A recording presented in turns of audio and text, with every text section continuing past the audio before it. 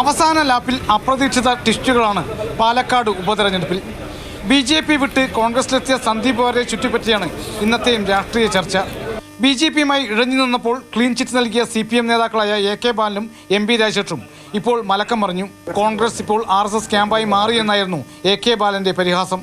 ഒരു വ്യക്തി എന്നുള്ള നിലയിൽ സംസാരിക്കാനും എടുക്കാനും പെരുമാറാനും പറ്റുന്ന നല്ലൊരു വ്യക്തിയാണ് അദ്ദേഹം. സന്ദീപ് വാര്യർ യഥാർത്ഥത്തിൽ RSSന്റെ രാഷ്ട്രീയ പ്രത്യയശാസ്ത്ര നിലപാടിൽ നിന്ന് ഏതെങ്കിലും രൂപത്തിൽ വിഭിന്നമായ ഒരു നിലപാട് സ്വീകരിച്ചു എന്ന് അദ്ദേഹം വ്യക്തമാക്കിയിട്ടില്ല. സന്ദീപ് വാര്യർ സംഘപരിവാർ നിലപാടുകളെ തള്ളിപ്പറയുകയോ ഇതുവരെയുള്ള ചെയ്തികളിൽ മാപ്പ് പറയുകയോ ചെയ്തിട്ടില്ല. എന്തിനേയും വളച്ചൊടിക്കാവുന്ന നാവു മാത്രമാണ് സന്ദീപ് വാര്യർക്കെന്നായിരുന്നു മന്ത്രി MP രാജേഷിന്റെ പുതിയ പ്രതികരണം. ഞങ്ങളെ സംബന്ധിച്ച് ഓരോരുത്തരെടുക്കുന്ന നിലപാട് എന്താണെന്നുള്ളതാണ് പ്രധാനം.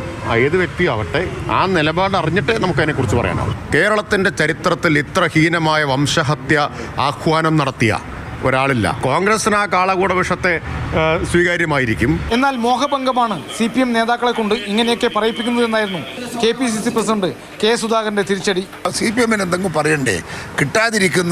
കിട്ടാണ്ടിരിക്കുമ്പോൾ അത് പൊളിക്കും. മനസ്സിലായോ? പക്ഷെ കാര്യം മനസ്സിലായില്ലേ? അത് അവർക്ക് കിട്ടിയിരുന്നുവെങ്കിൽ അത് ഭയങ്കരമായ നേട്ടമായിരുന്നു. അതേസമയം സന്ദീപ് വാര്യർ വിഷയത്തിൽ ഇനി ഒന്നുമില്ല എന്ന നിലപാടിലാണ് BJP. ആവർത്തിച്ചുള്ള ചോദ്യങ്ങൾക്കും സന്ദീപിനെ പരിഹസിച്ചുകൊണ്ടായിരുന്നു സംസ്ഥാന അധ്യക്ഷൻ K സുരേന്ദ്രൻ പ്രതികരിച്ചത്.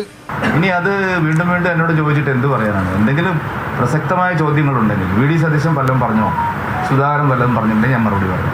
കലങ്ങി മറിയുന്ന വിവാദ കോലാഹലങ്ങൾ ആർക്കാണ് ഗുണം ചെയ്യുക എന്ന് വ്യക്തമല്ല. പക്ഷേ തെരഞ്ഞെടുപ്പ് പ്രചാരണം അവസാനിക്കാൻ ഒരു ദിവസം മാത്രം ശേഷിക്കെ ഇനിയും എന്തൊക്കെ മറിമായങ്ങൾ നടക്കുമെന്ന് നോക്കിയിരിക്കുകയാണ് ഓരോ പാർട്ടിയും. അവസരങ്ങളുടെ കലയാണ് രാഷ്ട്രീയം. തങ്ങൾക്കൊപ്പം വന്നാൽ മിടുക്കൻ, എതിരാളികൾക്കൊപ്പമാണെങ്കിലോ ദുഷ്ടൻ. ഇതാണ് പാലക്കാട്ടെ പുതിയ രാഷ്ട്രീയ സാഹചര്യം. അരുൺ കിഷോറിനൊപ്പം G പ്രസാദ് കുമാർ, മാതൃഭൂമി ന്യൂസ്, പാലക്കാട്.